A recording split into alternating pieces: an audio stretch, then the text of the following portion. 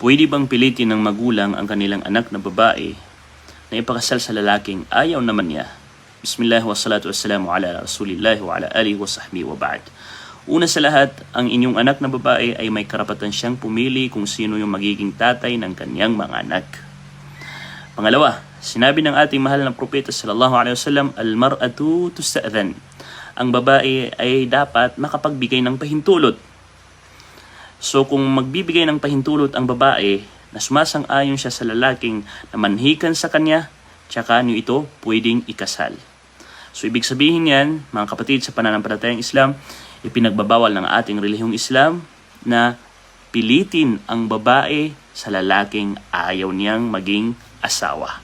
Sinabi pa ng ating mga ulama, kung hindi mo pwedeng pilitin ang babae sa kanyang pagkain at sa kanyang pananamit, mas lalong hindi pwedeng pilitin sa kanyang magiging asawa. Allahu Ta'ala alam. Wassalamu alaikum warahmatullahi wabarakatuh.